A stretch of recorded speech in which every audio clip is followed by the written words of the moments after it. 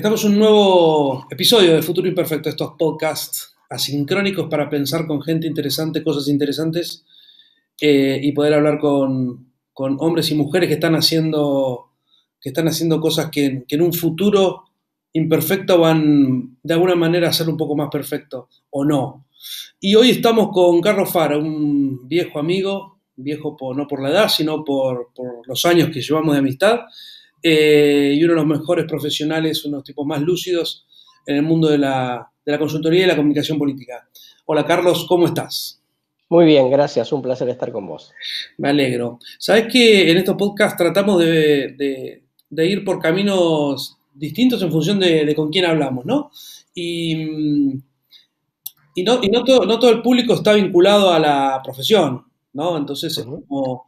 como que hay cosas que la gente no entiende muy bien. Viste que uno en el trabajo de la comunicación política o del marketing político o de la opinión pública y demás, empieza a haber muchos nombres dando vuelta que vos sabés que tienen su especificidad, pero la gente no.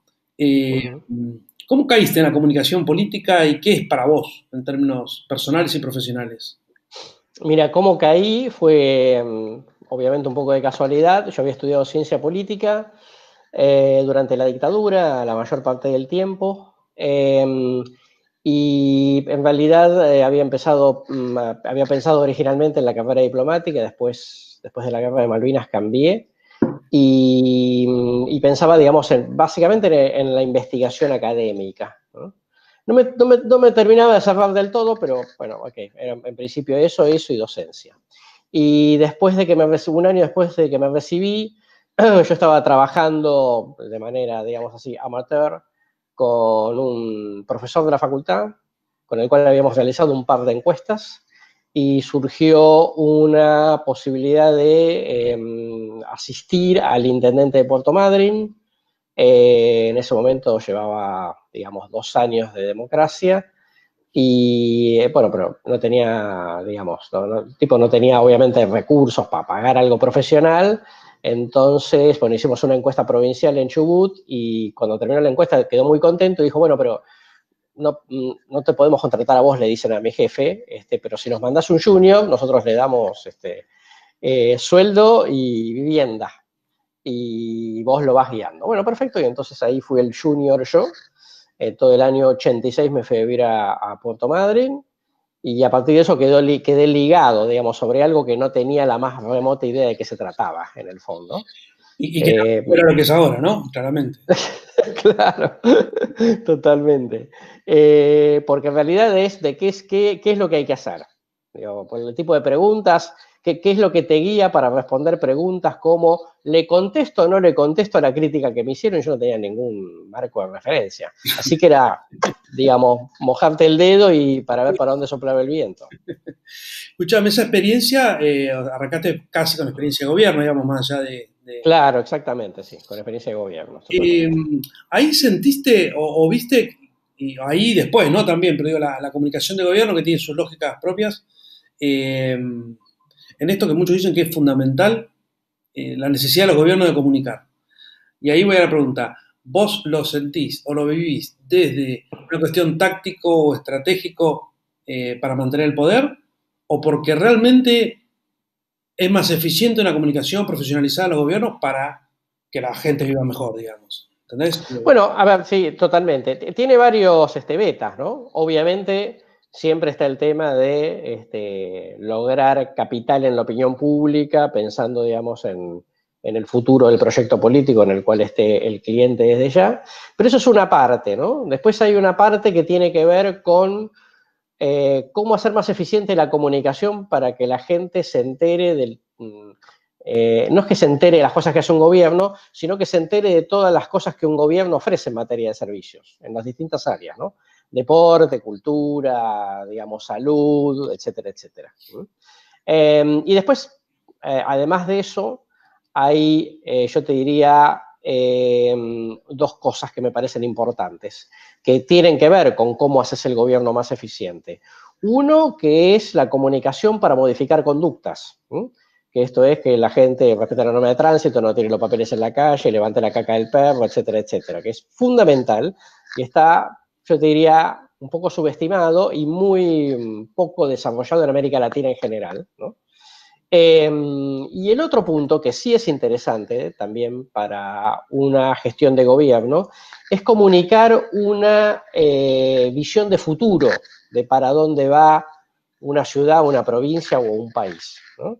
Porque eso implica, digamos, incidir de alguna manera sobre decisiones públicas y privadas que van en función de una determinada visión, digo, ¿no? Si vos querés ser que tu ciudad sea más turística, está claro que necesitas tipos que, digamos, tengan hoteles, tipos que tengan restaurantes, gente que se prepare en turismo, gente que se prepare, digamos, para recibir este turismo, digamos, desde el punto de vista gastronómico, desde el punto de vista, digamos, de hotelería, etcétera, etcétera.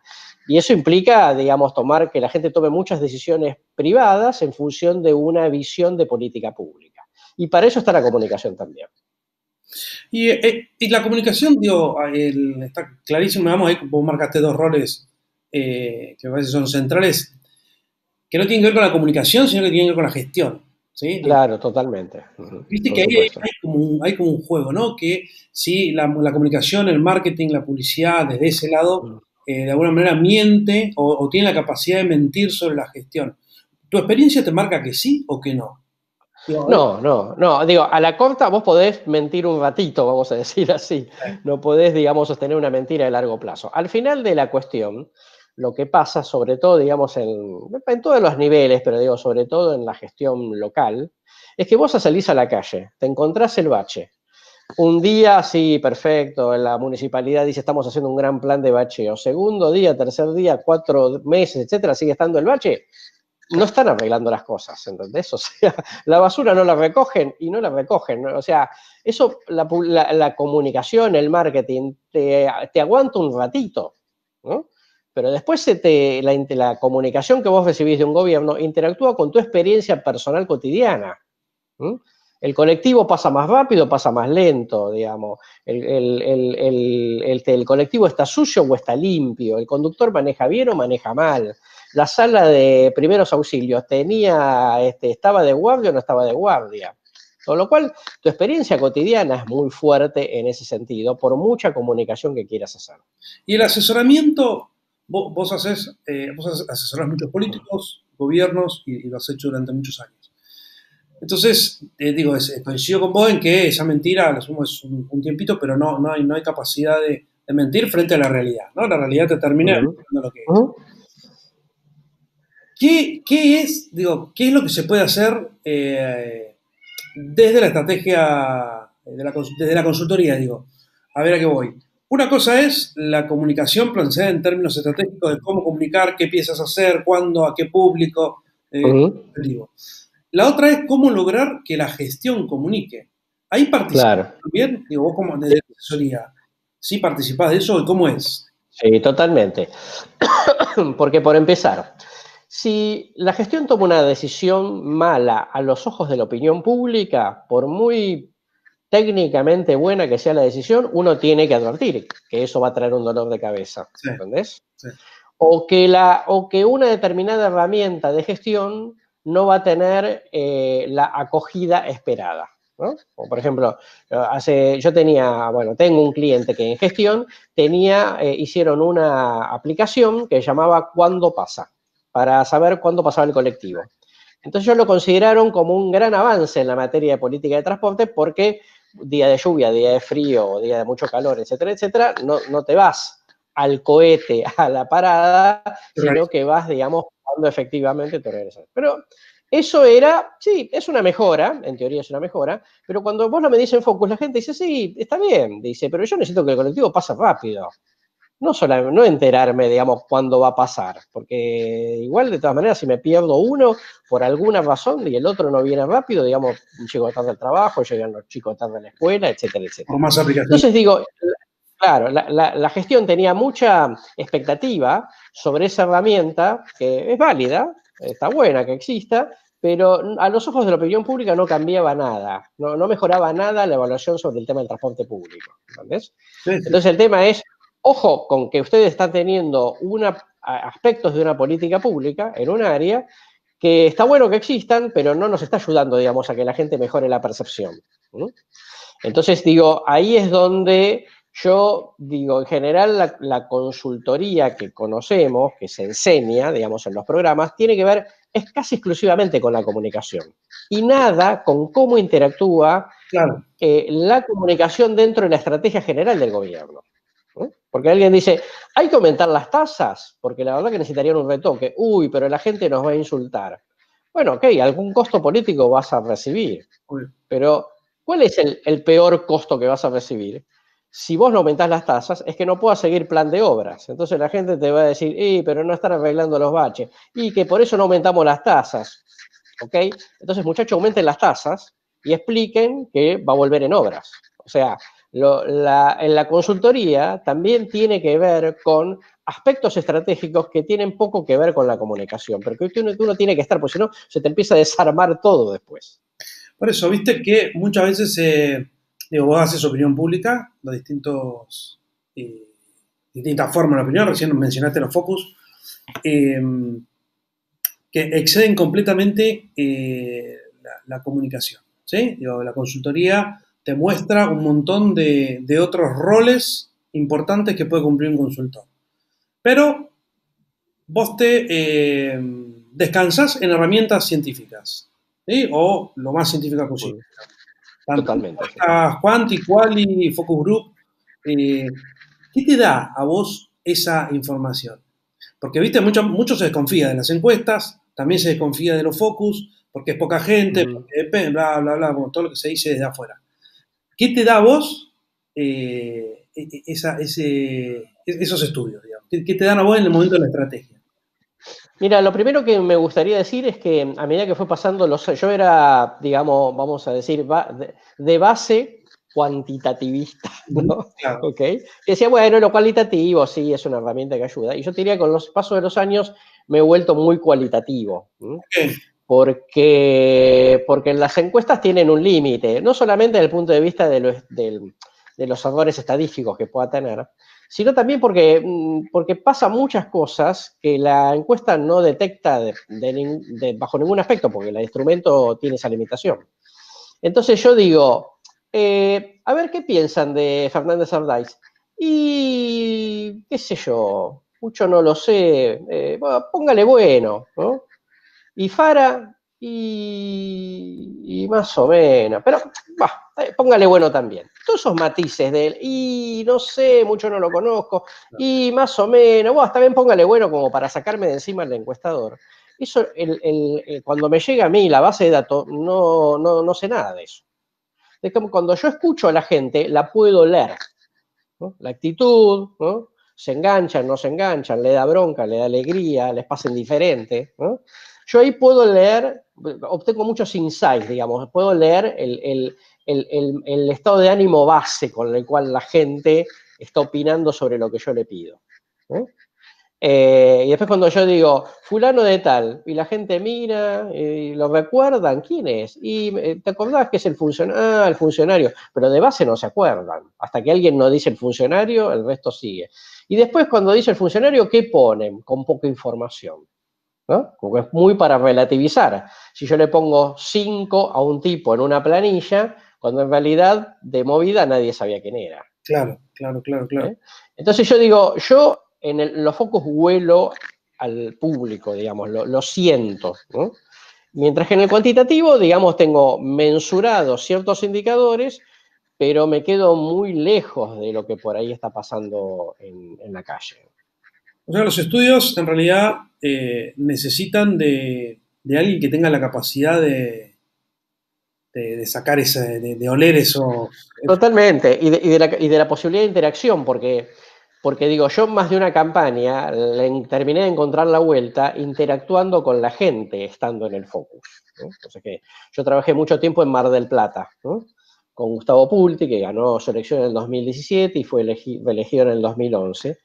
Y me acuerdo que en la primera elección de 2007 estábamos, pero la gente quería cambio, pero no tanto, y entonces había todo en ahí una cosa que, bueno, ¿dónde le enganchamos? Porque si yo digo, Mar del Plata necesito un cambio, la gente le va a resultar mucho, pero no puedo decir que soy continuidad porque yo soy la oposición, ¿no? Hasta que un día, en un grupo focal, un señor me dice, cambios, dice, ¿y qué la quieren cambiar a Mar del Plata? ¿La quieren cambiar de lugar? Un poco chistosamente, ¿no? Digo, jaja. Entonces, si yo les digo que Mar del Plata hay que mejorarlo, eso, me dijo el tipo, Mar del Plata hay que mejorarlo. Y entonces el eslogan fue, es hora de mejorar, y esa palabra mejorar acompañó toda la primera gestión como leitmotiv comunicacional del gobierno, y era eso, terminar de la interacción, encontrar la palabra justa para sintonizar con la gente. ¿Esa palabra te sirvió después en otros momentos? ¿Entendés? Digo, Sí, sí, en un montón de momentos, porque al final, cuando vos hablas de cambio, es un arma de doble filo. Vos ves el cuantitativo dice, el intendente o el gobernador anda un desastre, entonces la gente quiere cambio. Yo le pregunto a la gente, ¿qué quiere? ¿Cambio o continuidad? No, queremos cambio. Después voy al focus y la gente dice, bueno, cambio, bueno, pero no tanto, porque algunas cosas yo creo que las dejaría como están, porque están bien, ¿entendés?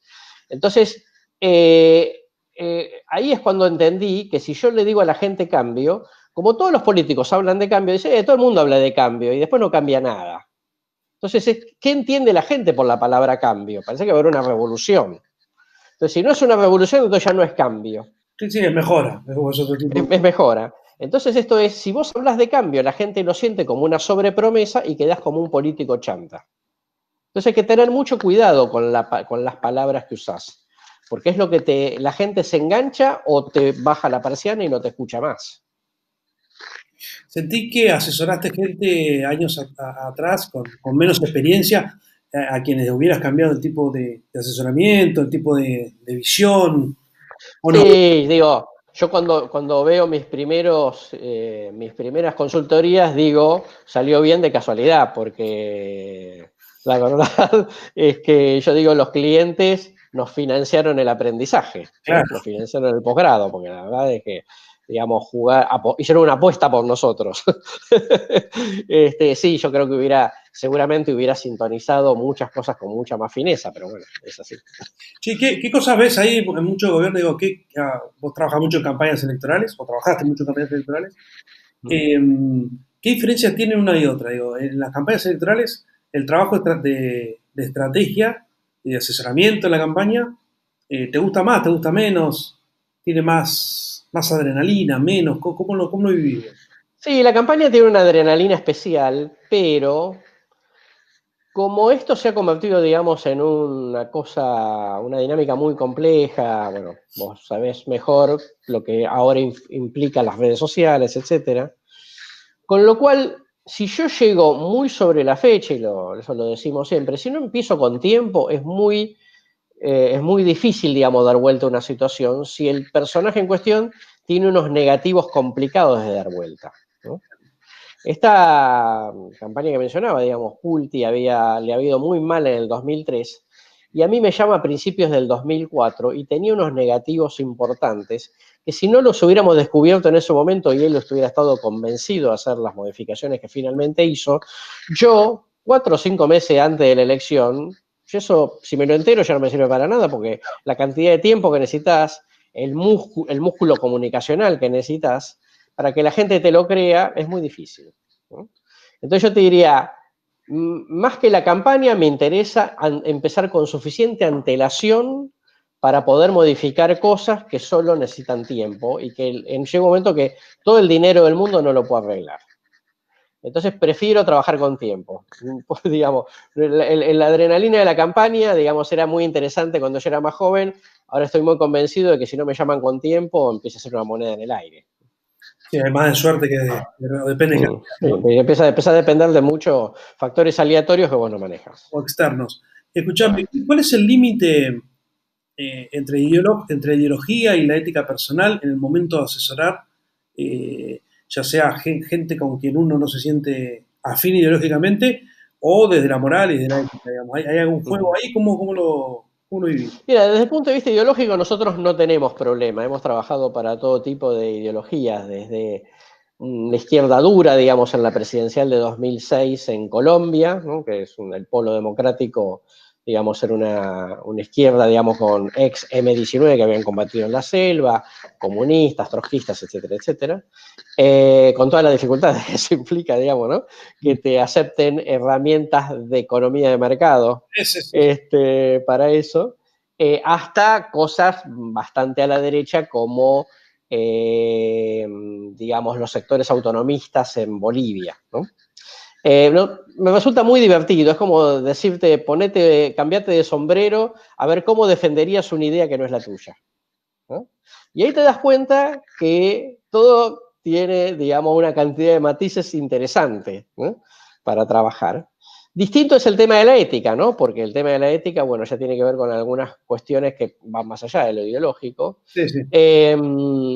Nosotros tenemos ahí hace unos cuantos años una serie de estándares que ponemos en las propuestas respecto de estándares profesionales y éticos respecto de qué cosas no hacemos. Por ejemplo, no dibujamos encuestas, y esto es, no publicamos datos que no sean los que hayan surgido en estudio, en el cuantitativo. No trabajamos con clientes que promuevan la abstención electoral o valores racistas, xenófobos, machistas, etcétera, etcétera, etcétera.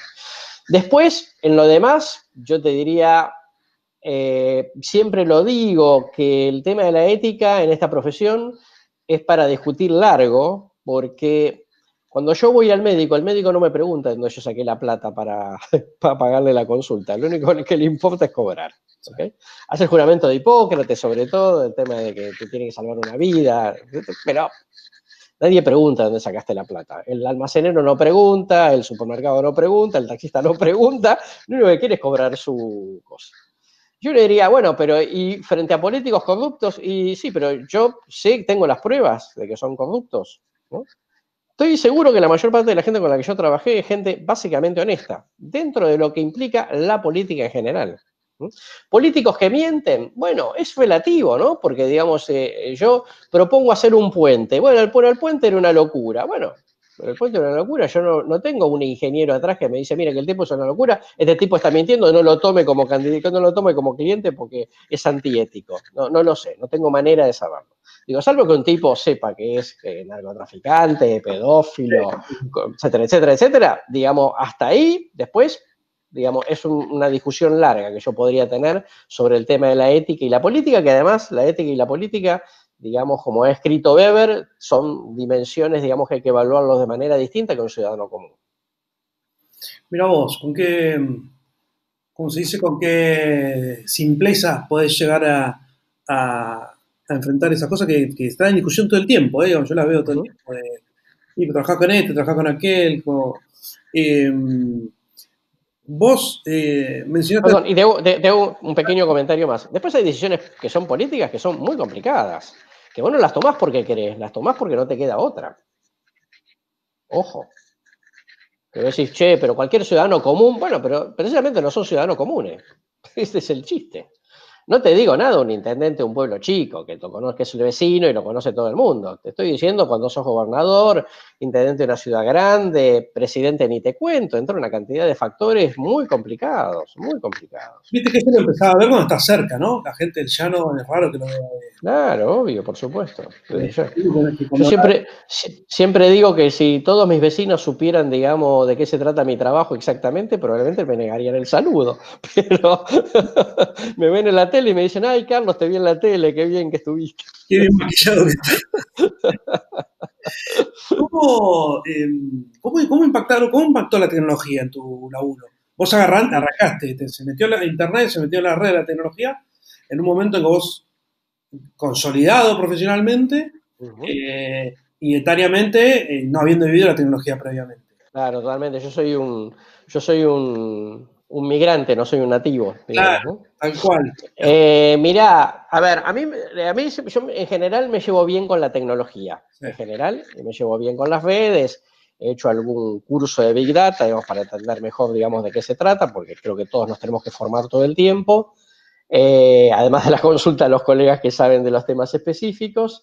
Yo me llevo bien, pero no soy un experto en el tema, digamos, es como yo te dijera, yo soy el médico de cabecera, y después viene el especialista y dice, mire, no, esto es de nefrología, va a haber que hacer diálisis, pero yo como clínico general no lo sé. Sí impactó mucho porque digamos, la lógica, hay cosas que uno prevía que iban a pasar hace 20 años atrás, desde el punto de vista de la tendencia general, pero nunca nos imaginamos hace 20 años atrás que iba a existir las redes sociales. Claro. Internet, un poco, ya lleva 25 años, ¿no? Sí, sí. Internet, pero las redes sociales no, digamos, y además es una cosa en metamorfosis. La tele era la tele, la radio era la radio, y el diario es el diario. Con modificaciones, pero básicamente lo mismo desde su origen. Las redes sociales van Mutando. transformándose, mutando, ¿ok? Y además van apareciendo nuevas, etcétera, etcétera. Con lo cual, como es un fenómeno, digamos, en experimentación permanente, entonces ahí, respecto de cómo le influyen la tecnología, las redes y la tecnología, todo el entorno tecnológico a los votantes, ahí creo que estamos todos en ascuas casi permanentemente, ¿no? Sí. No hay duda. ¿Y eso te jodió a vos en pensar las estrategias? Porque te entró un factor nuevo, digamos, en el... No tanto como la estrategia, pero sí la dinámica de lo que puede llegar a pasar. Ujú. Porque vos decís, bueno, la campaña terminó el jueves, pero viernes y sábado se corrió una cosa en las redes que yo no preví. Claro, No podía prever, no tenía presupuesto para medirlo. claro. Esto es el otro tema. Entonces, bueno, y vos sabés bien, digamos, que tampoco te podés fiar de la cantidad de likes No. o de retweets o cosas por el estilo. Es un indicador, pero no sabés si, digamos, cómo está segmentado eso. Entonces, diría, estamos en una dimensión distinta. Por eso también me he corrido de lo cuantitativo, porque digo, ¿qué estoy midiendo? Claro. Mejor interpretar los factores estructurales del Bien. electorado e interpretarlos en función de eso, ¿no? No, ni hablar que sí. ¿Metiste en los estudios cualitativos el uso de la tecnología? Digo, ahí en... Sí, Sí, sí. Sí, básicamente yo te diría todo el mundo usa, se enteran, pero perdón, salud. se enteran de las cosas a través de, o sea, de los medios tradicionales en las redes Sí, sí, o en internet. sí. Y viste esta cosa de, ya lo leí en algún lado, pero no sé muy bien dónde porque Pero eso lo es vi. medio peligroso, ¿viste? Porque es cierto. Claro, por supuesto, desde ya. Ahora, no me queda claro si hemos pasado al reino de la anarquía informativa, entre comillas, o si realmente la gente al final sigue más o menos los medios tradicionales porque, bueno, ¿qué te va a decir el diario El Litoral de Santa Fe respecto al blog Pirulito? Y lo más probable es que le prestes atención, Sí, ¿no? sí, te entiendo. ¿Se murió Maradona o es una fake news? Sí, vas a ir a Y chequear, si lo dice La Nación, Clarín, Infobae, ya le salvo que todos se equivoquen, es porque efectivamente Maradona se murió, ¿no? Después, pero claro, después decís, che, pero Solá inventó o no inventó lo que dijo la charla entre Biden y Fernández. Y no lo sé, pero eso también importa menos porque eso también es muy depolitizado. Sí, Entonces es medio relativo lo que diga A o lo que diga B. El columnista A, el columnista C, que eso ya es más relativo. sí, coincido bastante en eso. De hecho, digo, a la larga la confirmación de la información, la gran mayoría la siguen haciendo. Totalmente, claro, por No supuesto. digo todos, pero la gran mayoría sí, es cierto. Totalmente, sin duda. Digo, las fake news existen, hay que tener cuidado, sí. Ujú. En el reino de la fake news, entonces todo el mundo está confundido, bueno, no tanto. Porque en la guerra de fake news también, digamos, las bombas se anulan en el aire. Sí, no hay duda. Y para ahí, fake news, digamos, hubo toda la vida, quizá con distinta velocidad, ¿no? Porque ahora llega rapidísimo. Totalmente, por Pero no es, supuesto. digo, antes era una editorial de un diario, una fake news. Totalmente. En la Segunda Guerra Mundial, digamos, la radio, la BBC que transmitía, digamos, para los franceses, los panfletos que tiraban sobre las ciudades alemanas para confundir a la gente. No. Sí, Pero bueno, el tema es que la tecnología está tan, digamos, digamos, es mucho tanto más precisa en su llegada a la gente, ¿eh? Que efectivamente, digamos, es un riesgo mucho mayor que los panfletos desde el aire en la Segunda Guerra Mundial. sí, y ahí te es una cosa que te suma la tecnología, que es la comunicación directa con todos Claro, posibilidad de la comunicación directa con todo el vecino, a la totalmente, mano, ¿no? Que es el celular. Entras a la mano totalmente así. del tipo latino. Totalmente. Cada uno se convirtió en prosumidor, ¿no?, Sí, de información, y eso, bueno, eso tiene, digamos, una vuelta importante. Pero digo, todos estudiamos el agenda setting y hoy el agenda setting no sirve para nada, no, para nada. ¿no? Porque los medios ya no son gatekeepers, son gate watchers, que esto es, en realidad, van viendo qué consume la gente en su sitio y a partir de eso el algoritmo reubica las noticias. Sí. Con lo cual es, ¿el medio influye a la gente o ya la gente, digamos, es la que de alguna manera le va indicando en esa interacción la agenda al medio? Esto es novedoso. Sí, sí, sí, recontra. Muy. ¿Cuál fue la mejor campaña que hiciste o el mejor gobierno ¿qué te acordás de decir que decís qué bueno que estuvo lo que hice o nada? ¿Viste? Depende de cada uno. Y a mí me gustan los batacazos. Cuando nadie la vio venir, ¿entendés? Dar vuelta. Decís, no, eso no va a pasar, ese tipo no va a ganar nunca. Bueno, ok. Probemos, total. Digo, en principio tenés razón vos, pero déjame ver. Desafiar la ley de la gravedad, ¿no? Y en ese sentido te diría que los radicales hayan ganado en la ciudad de Santa Fe en el 2007, cuando todo el mundo te decía, nada, Santa Fe es una ciudad peronista, los radicales no van a ganar nunca. Claro. Después tuvieron 3 periodos seguidos, ¿no? Nunca un partido vecinal, digamos, ganó en la ciudad de Mar del Plata. Eso no va a pasar. ¿Okay? Y ganó, y sucedió. Y sucedió, por ahí me voy un poco más de tiempo atrás, en el 93, elección legislativa. Yo estaba trabajando para el PJ de Mendoza y entonces, faltando pocas semanas, se jugaban 5 diputados nacionales, ¿no? Entonces todo el mundo decía, son por el sistema 2, van a ser 2 para el peronismo, 2 para el radicalismo, 1 para el Partido Demócrata, ya está, ya todo el mundo lo dio así, no hay vuelta que dar. Nosotros en las encuestas veíamos que había alguna probabilidad, estábamos muy en el límite, pero había alguna probabilidad de que pudiéramos ser 3 el peronismo, 1 el radicalismo y 1 los demócratas. Entonces empezamos a subirle el volumen al tercer candidato, para que la gente se enterara de que el tercero valía la pena, si entraba, que no sea un desconocido, y efectivamente entró. Y entonces el radicalismo llevaba en primer lugar al Viti Fayad, que entró, en segundo lugar al gordo Baglini, famoso teorema de Baglini, y Baglini se quedó afuera y todo el mundo dice, ¿cómo que Baglini se va a quedar afuera? No está bien. Pero bueno, la elección salió 50-30 y Baglini se quedó afuera. Y el radicalismo, que sacó el doble que los demócratas, obtuvo también un diputado nacional. Y dicen, eso no va a pasar. Pasó. Che, así te dejo. ¿Con quién te hubiera gustado laburar que no laburaste? ¿Con quién me gustó? No, ¿con quién te hubiera gustado? ¿Con quién me hubiera gustado? Asesorar a... Podés decir Churchill si querés, ¿eh? Ok. Y seguramente Clinton, Obama, digamos, ¿no? ¿Por qué? Porque los grandes seductores son fantásticos, digamos, para ver, digamos, como esos tipos que inspiran a la gente.